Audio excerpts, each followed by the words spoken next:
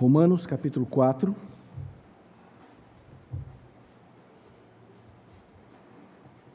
O capítulo todo, porque trata de um só assunto. Tem como título Abraão justificado pela fé. Eu vou ler, eu peço que os irmãos acompanhem. Que pois diremos ter alcançado Abraão, nosso pai, segundo a carne? Porque se Abraão foi justificado por obras, tendo que se gloriar, porém não diante de Deus.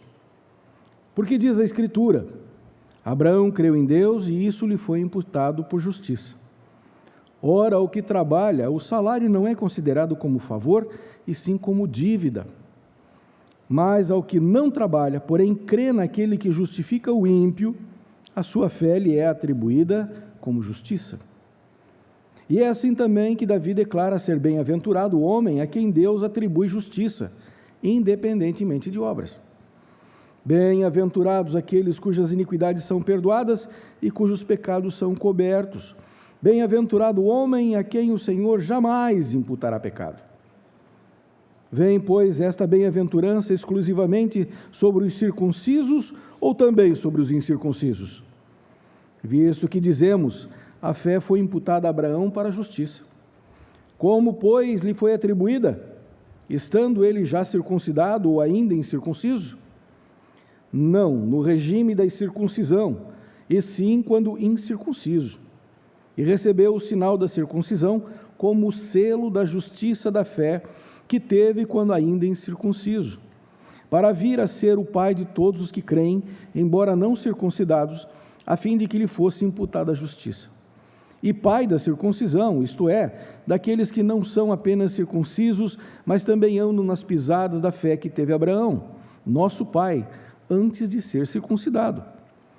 Não foi por intermédio da lei que Abraão ou a sua descendência coube a promessa de ser herdeiro do mundo, e sim mediante a justiça da fé. Pois se os da fé que são herdeiros, anula-se a fé e cancela-se a promessa. Porque a lei subscrita a ira, mas onde não há lei, também não há transgressão. Essa é a razão por que provém da fé, para que sejam segundo a graça, a fim de que seja firme a promessa para toda a descendência, não somente ao que está no regime da lei, mas também ao que é da fé que teve Abraão, porque Abraão é pai de todos nós, como está escrito: por pai de muitas nações te constituí. Perante aquele no qual creu, o Deus que vivifica os mortos e chama à existência as coisas que não existem. Abraão, esperando contra a esperança, creu, para vir a ser pai de muitas nações, segundo o que lhe fora dito: assim será a tua descendência. E sem enfraquecer na fé, embora levasse em conta o seu próprio corpo amortecido, sendo já de 100 anos e a idade avançada de Sara, não duvidou, por incredulidade, da promessa de Deus. Mas pela fé se fortaleceu, dando glória a Deus, estando plenamente convicto de que Ele era poderoso para cumprir o que prometera. Pelo que isso lhe foi também imputado por justiça. E não somente por causa dele está escrito que ele foi levado em conta, mas também por nossa causa, posto que a nós igualmente nos será imputado, a saber, a nós que cremos naquele que ressuscitou dentre os mortos, a Jesus, o nosso Senhor, o qual foi entregue por causa das nossas transgressões e ressuscitou por causa da nossa justificação. Até aqui, vamos orar? Pai Todo-Poderoso, muito obrigado. Obrigado pela palavra que está em nossas mãos. Agora pedimos, Senhor, que o Teu Santo Espírito fale ao nosso coração e nos revele, Senhor, aquilo que tens para nós nessa noite. Entendemos que a Tua palavra é fonte de revelação constante, porque ela fala ao nosso coração, ela é viva.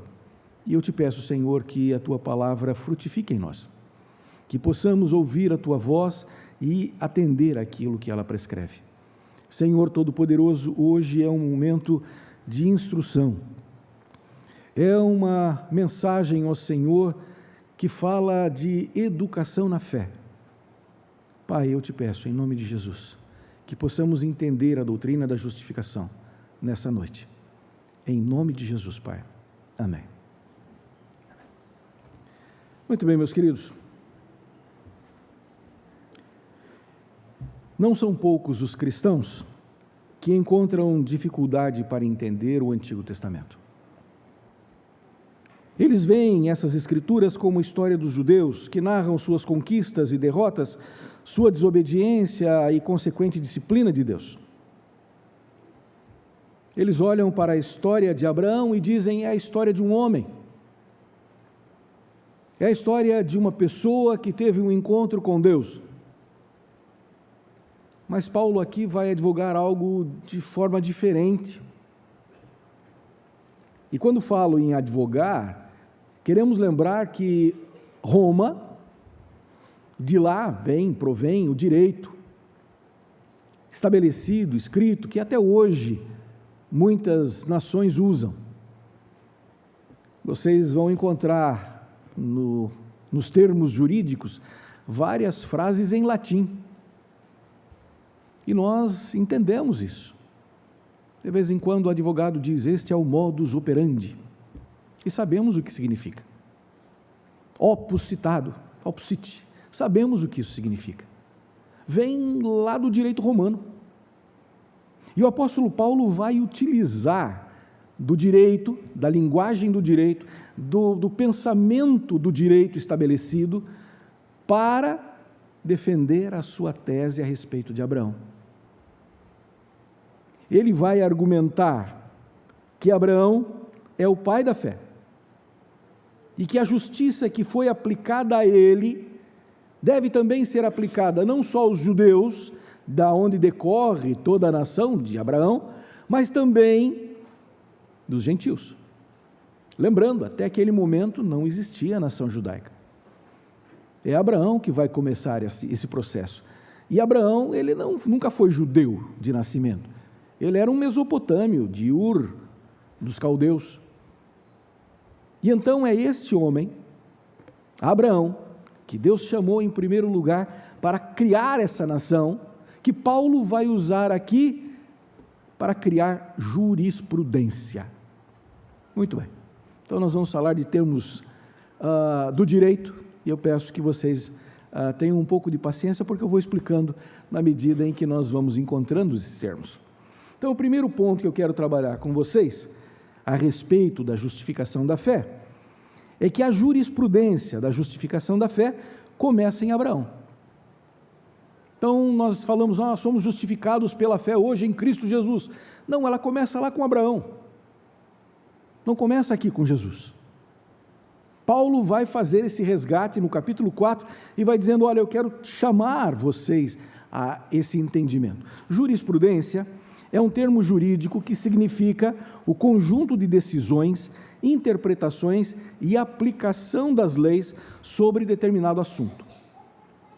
Então, você cria jurisprudência no momento em que você julga um determinado assunto e você, obviamente, estabelece uma linha de interpretação, de conceitos, e obviamente todos devem seguir. Então, jurisprudência é isso. Ela depois vai abrir o precedente para as posteriores resoluções sobre o mesmo caso. Ou seja, se já aconteceu, não vamos criar algo novo, vamos pegar aquilo lá que precede e vamos dizer assim, vamos aplicar da mesma forma. É o que Paulo vai fazer aqui no capítulo de número 4. Ele vai apresentar isto. Abraão é o princípio dessa nação e da relação do homem com o eterno no sentido de justificação. Paulo usa a história de Abraão para estabelecer essa jurisprudência. Está ali no verso de número 1. Abraão alcançou o quê? Segundo a carne. É uma pergunta. Lembram? Paulo vai fazer uma série de perguntas e ele mesmo vai responder. É o processo maêutico. Já explicamos isso nas mensagens anteriores. Era uma forma filosófica de você aprofundar um determinado assunto.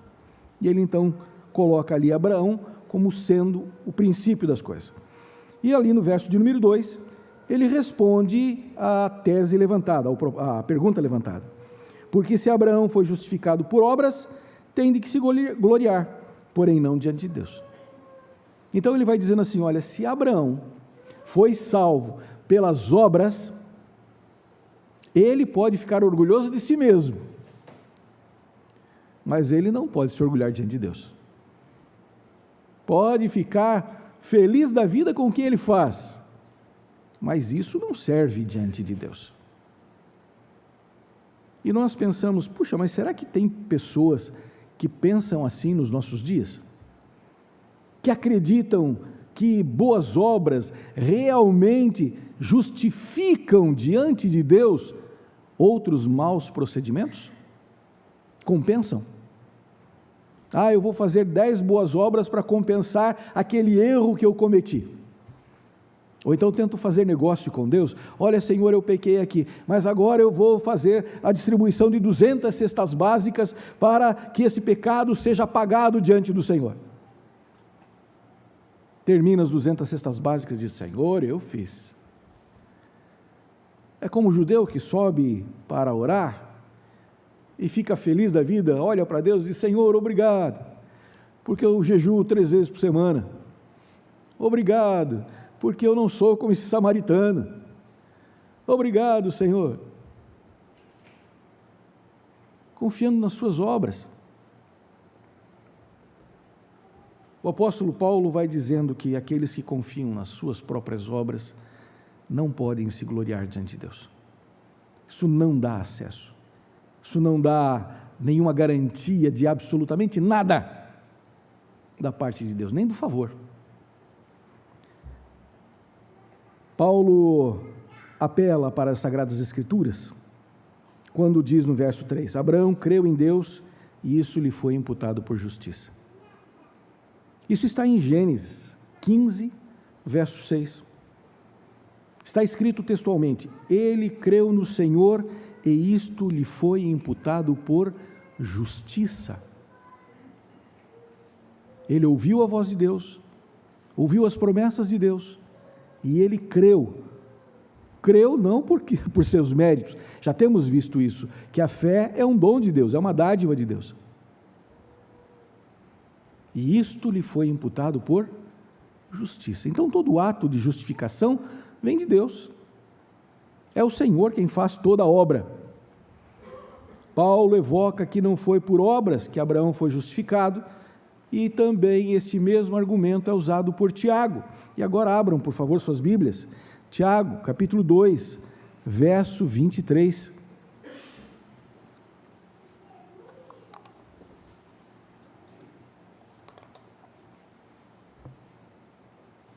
Ele vai citar textualmente Gênesis 15, 6 e Paulo aqui. Mas ele vai acrescentar algo importante. Tiago 2, 23. Ele diz, e se cumpriu a Escritura, a qual diz, ora Abraão creu em Deus, e isso lhe foi imputado para a justiça, e foi chamado amigo de Deus. Não foi chamado amigo de Deus porque fez boas obras. Foi chamado de amigo de Deus porque creu. Porque a fé estava em seu coração. Muito bem. O verso 4, ele está atrelado ao verso de número 2. Quando Paulo evoca a questão das obras. Ora, se Abraão fez boas obras, então ele não tem do que se gloriar. E ali ele vai no verso 4, dizendo por quê, a argumentação dele. Ora, ao que trabalha, o salário não é considerado como favor, e sim como dívida. Ora, se eu faço boas obras, Deus tem a obrigação de me salvar. Essa é a linha de raciocínio que algumas pessoas têm. E que no tempo de Paulo também tinha, e que também no seio da igreja, também algumas pessoas guardavam isso. Eu sou gente boa. Deus vai abrir a porta e vai dizer, venha, pode vir, você fez coisa boa. E é verdade, o salário mesmo, de fato, é uma dívida que o patrão tem com o seu empregado. Mas não funciona assim. Não funciona assim. Os nossos pecados, eles são impagáveis por nós mesmos.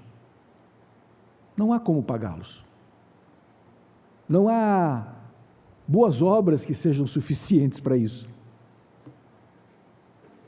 Não há como nos colocar diante de Deus e dizer: Senhor, fica menos irado porque realmente eu fiz alguma coisa boa.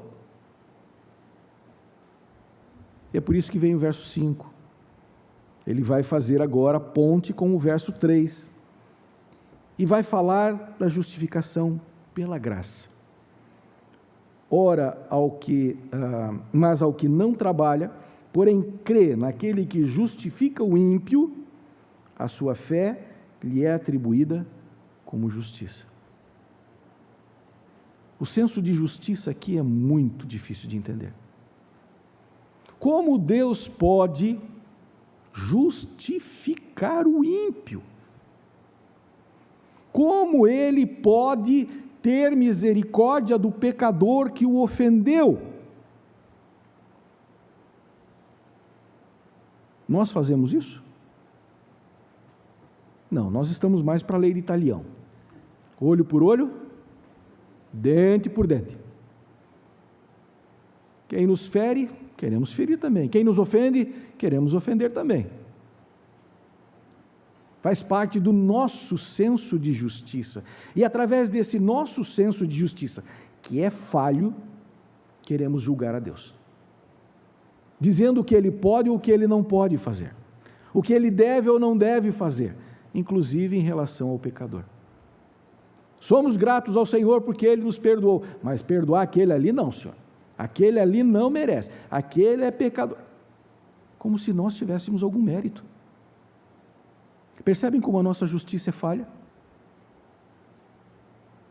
Quem justifica o ímpio? Deus. E Ele faz isso por quê? É um ato de misericórdia. Muito bem. Vemos em seguida que a justificação pela graça é um atributo divino, imputado aos homens pela misericórdia de Deus, e não algo que seja inerente ao ser humano, inerente a alguma coisa que é inseparável da sua natureza. Não há em nós nenhuma boa obra, não há em nós inclinação para o bem, não há nada que possa justificar a nós mesmos diante de Deus. É só a sua graça. Paulo então diz: Abraão não tem do que se orgulhar. Isso aqui vira jurisprudência. Se Abraão não tem do que se justificar, como se justificar, nós também não temos. É nessa linha que o apóstolo Paulo vai firmar essa jurisprudência e provar que esse precedente criado se aplica a todos os que vieram depois dele, e que é extensivo àqueles somente a quem Deus quer bem, a justificação pela graça. A justificação não é para todos. Então, quando vocês ouvem por aí algumas pregações dizendo que todo mundo pode ser salvo, que o homem tem que se entregar, que ele pode se render, que ele tem... Meus irmãos, o homem não consegue se entregar se Deus não tocar na sua vida.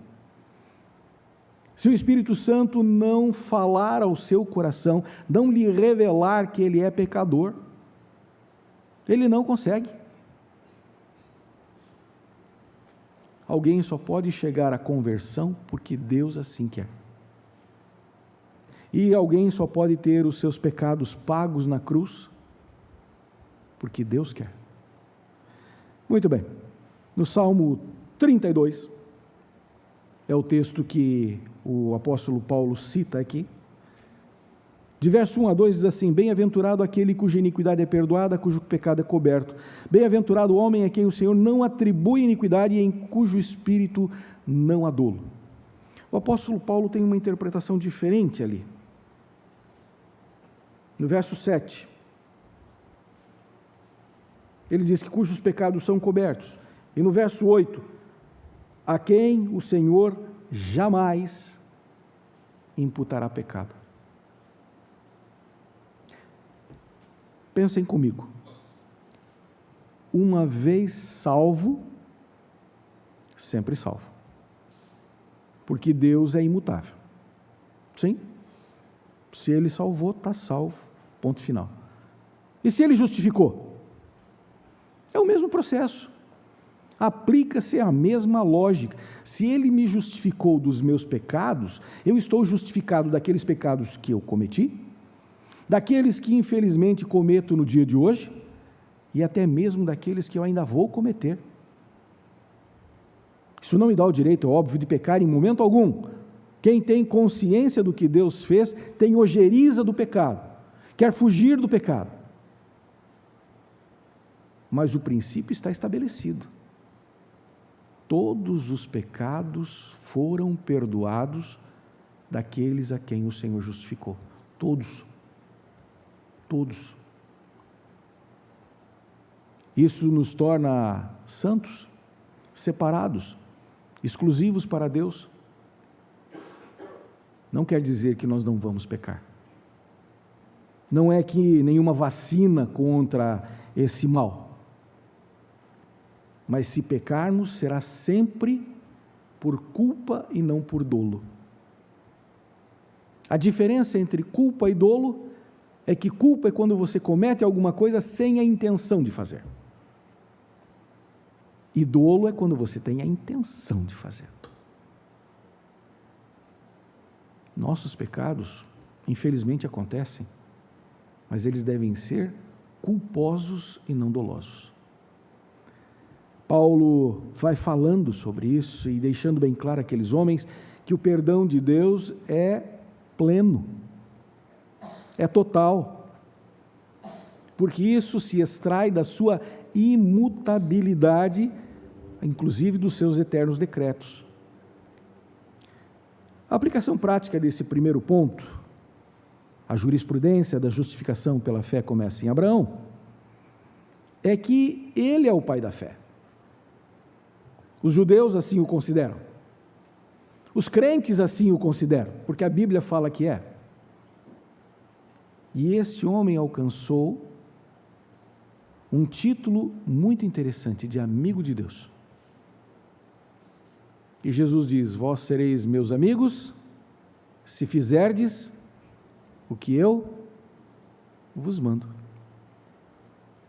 Ora, aqueles que são chamados por Deus, justificados por Deus, que são chamados para viver debaixo da graça de Deus, da glória de Deus, vão obedecer e vão ser chamados também de amigos de Deus, assim como Abraão. O Senhor cuidou dele, cuida de nós também. O segundo ponto que eu quero trazer dentro desse texto é que a jurisprudência da justificação pela fé abre precedente para todos os gentios. O povo judeu era exclusivista, ainda é. Para eles, o Deus deles é deles, não pode ser de mais ninguém. Se for alguém que se converteu ao judaísmo, foi um prosélito, tudo bem, daí pode ser parte desse mesmo povo, mas se não, de forma alguma. Eles são, sim, sectaristas nesse ponto. É o mesmo Deus? Sim. O mesmo Deus de Abraão, de Isaque e de Jacó. Mas é o mesmo Deus que, quando chamou Abraão, disse assim: eu te constituí por pai de muitas nações. Ou seja, não é só para os judeus. É para todos aqueles que também não são judeus, independente da nacionalidade. Paulo parte dessa premissa de que Abraão era realmente um gentio. Verso 9,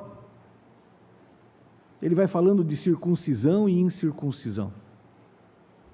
Numa mensagem anterior nós falamos sobre isso, que Abraão foi circuncidado quando tinha 100 anos. Que todos os seus descendentes, o Isaque, o Ismael, foram circuncidados também. Que todos os seus servos foram circuncidados também.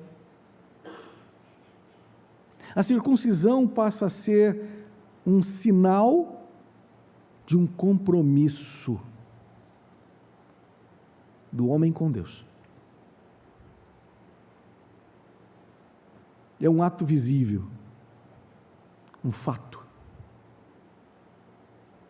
Mas a igreja gentia, ou gentílica, ela precisava circuncidar as pessoas? Não.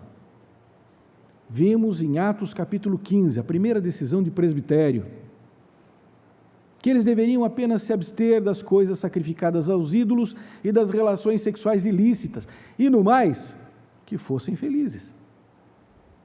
E no mais, que seguissem aquilo que Cristo ensinou, que os apóstolos estavam ensinando. E qual era o sinal de pertencimento, então, se não era mais a circuncisão? Se a circuncisão é só para o povo judeu, qual é o sinal para os cristãos? O batismo. A profissão de fé. O momento em que o crente chega diante da igreja, diante do povo de Deus, e diz: eu pertenço ao Senhor. Circunciso ou incircunciso, Deus mostrou a sua graça e justificou a Abraão antes da circuncisão. Então o rito não é importante. O que é importante é a justificação que Deus fez. Tem pessoas que falam: não, mas e se morrer sem ser batizado? Não é o batismo, não é o rito. O rito somente mostra que pertence a Deus, mas a justificação permanece a mesma, pela fé em Cristo Jesus, o nosso Senhor. Como Abraão, esse sinal que veio pela fé, veio para ser um ato de pertencimento, e então ele se torna o pai de todos, e que nós devemos seguir o seu exemplo. No versículos 10 a 12 fala sobre isso. Paulo advoga no verso 13, que a justificação de Abraão não foi decorrente da lei, porque não havia lei até aquele momento, mas veio a partir da fé e da justiça, que Deus revelou ao seu coração. Os herdeiros de Abraão não são justificados pela lei que foi concedida, pelo contrário, pois essa mesma lei lhes revela o pecado, a transgressão do mandamento, a incapacidade de cumprir a lei. Isso está nos versos 14 e 15. Pois se os da lei que são os herdeiros, pois se os da lei que são os herdeiros, anula-se a fé e cancela-se a promessa, porque a lei suscita ira, mas onde não há lei, também não há transgressão. O apóstolo Paulo segue uma linha de argumentação, dizendo: olha, se pela lei, estar fora da lei aqui, vai ter algum benefício, para que seguir a lei? A lei só me mostra que eu sou pecador, a lei só suscita ira. Na realidade, a lei revela aquilo que o homem é, incapaz de justificar a si mesmo, incapaz de aplacar a ira de Deus, incapaz de promover a sua própria salvação. A aplicação prática desse segundo ponto é que Deus chamou Abraão e dele fez uma nação poderosa sobre a terra. Mas não é do povo judeu apenas as promessas decorrentes, porque elas foram feitas antes de qualquer rito, antes de qualquer pertencimento. Foi obra de Deus. E quando Deus se revela, quando Deus mostra os seus oráculos, quando a pessoa entra em contato com aquilo que Deus falou e entende isso e aplica isso para a sua vida, não por seus méritos, mas por graça divina, então eles também fazem parte, sim, do Israel espiritual de Deus, do povo de Deus, daqueles que foram chamados pelo seu santo nome. As promessas que foram feitas servem para nós também. Aquilo que foi dado como diretriz serve para nós também. E nós entendemos, então, que essa justiça vem da parte de Deus. Terceiro e último ponto, meus irmãos. A jurisprudência da justificação pela fé é concedida para a vivificação dos mortos. Dentro do texto nós vemos isso. Vai falando sobre isto, olhem lá, verso 17. Verso 17 pega um pouquinho do que nós falamos, como está escrito: por pai de muitas nações te constituí, ou seja, que os gentios também estão debaixo dessa mesma graça. E ele diz assim: perante aquele no qual ele creu, o Deus que vivifica os mortos e chama à existência as coisas que não existem. Como podemos entender essa vivificação dos mortos? Nós podemos entendê-la de forma literal ou simbólica. Literal, porque Deus ressuscitou Cristo. Deus ressuscitou outras pessoas, está registrado na palavra de Deus. Podemos entender que o poder de Deus traz à vida os mortos, mas podemos entender também que todo homem está morto em seu delito e em seu pecado. Todo. São como zumbis na presença de Deus.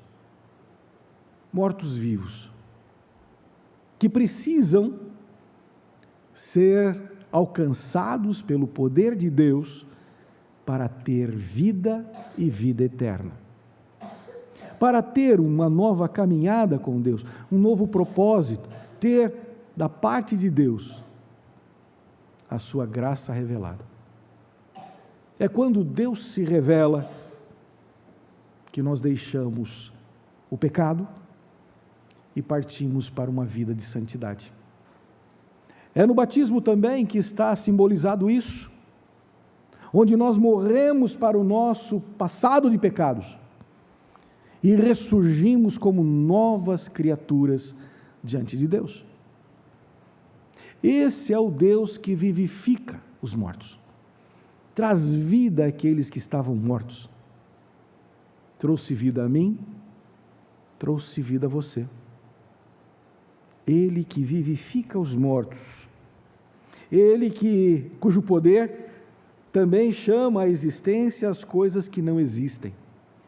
Paulo vai citar a história de Abraão, da sua carne amortecida, que era impossível ser pai. Em outras palavras, ele está dizendo: Deus é o Deus dos impossíveis. Era impossível a existência de Isaque, e o Senhor trouxe Isaque à vida. Quando sobem os dois ao Monte Moriá, onde Deus tinha pedido a vida de Isaque, o autor de Hebreus diz que ele cria no poder de Deus que poderia ressuscitá-lo. Trazer a vida aos que estavam mortos, trazer a existir aquilo que não existe. Temos visto o poder de Deus sendo derramado sobre as nossas vidas. Temos impossíveis aqui sendo narrados, impossíveis médicos, dizendo: não, esse não tem mais jeito, e de repente está vivo na presença de Deus. Esse não pode mais, essa mulher não pode mais ter filho, é estéril. E temos visto Deus fazendo com que se alegrem, se tornando mães. O povo de Deus vê esses milagres o tempo todo, porque Ele é o Senhor que traz à existência aquilo que ainda não existe. O apóstolo Paulo vai advogando nessa condição. Ora, Abraão não era velho, Sara não era velha, não tinha mais o costume das mulheres, não poderia engravidar mais, mas o Senhor trouxe à existência aquele que não poderia existir. Na possibilidade zero, o Senhor trabalha. Ele é o Deus dos impossíveis. E aí que é caracterizada a fé. É justamente para transpor os limites da razão humana. Como bem expressa o autor de Hebreus, fé é a certeza das coisas que se esperam e a convicção dos fatos que não se veem. Ora, eu não posso justificar os meus atos, mas eu posso crer naquele que justifica, daquele que perdoa os meus pecados. Eu posso crer, porque Ele me deu essa capacidade. Diga-se sempre isso de passagem: não há no homem nenhum mérito, é graça de Deus o tempo todo. O homem não pode garantir que estará vivo no dia seguinte. Isso é graça de Deus. E nenhum homem que anda pelas suas obras pode garantir que vai para o céu, porque isso é graça de Deus. O apóstolo Paulo não perde essa linha, e ele vai tratando isso, vai falando sobre isso, e essas promessas todas, vai falando do Deus que imputa a fé por justiça, e chega até nós hoje no próprio exemplo da ceia do Senhor. Que conteúdo tem essa mensagem? Sabemos que um símbolo, ele tem conteúdo e tem o seu devido valor, significado e significância. Eu olho para esse símbolo, ele tem um significado, mas o valor dele é só para aqueles que têm fé. Quem não tem fé, simplesmente é um pedaço de pão e um bocado de vinho. Agora, para quem tem fé, para aqueles a quem o Senhor revelou isso, entendem isso como uma graça divina. E aquilo que está entalhado nessa mesa, em memória de mim, diz respeito ao Senhor Jesus Cristo e diz respeito à promessa da sua volta, que só aqueles que foram alcançados, justificados por essa graça, lavados por esse sangue bendito, podem entender. A justificação pela fé, meus irmãos, é uma dádiva de Deus, uma benesse de Deus, mas ela não é comum, não é para todos, ela é apenas para aquele que foi escolhido por Deus. Só estes vão poder entender a justificação pela fé através do sacrifício de Cristo, a graça concedida, o amor revelado, e onde os seus pecados todos foram pagos na cruz. A ceia para nós é a lembrança de que os nossos pecados foram pagos na cruz, que nós somos justificados pelo sangue de Cristo. Muito bem, meus irmãos, a mensagem de hoje, ela visa fortalecer o seu coração, desafiar você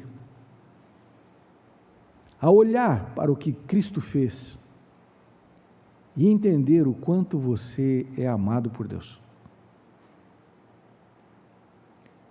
Não há aqui mérito nenhum em nós, e por isso louvado seja Deus.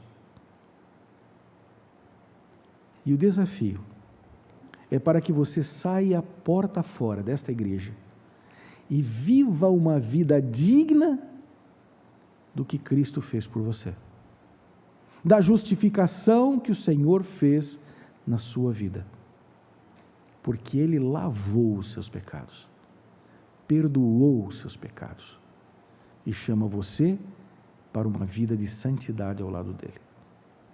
Que o Senhor tenha misericórdia de nós e possamos atender este apelo do Senhor. Fica uma pergunta e você deve responder: você é um verdadeiro crente justificado pela graça? Tem agido como tal? Que o Senhor tenha misericórdia de nós.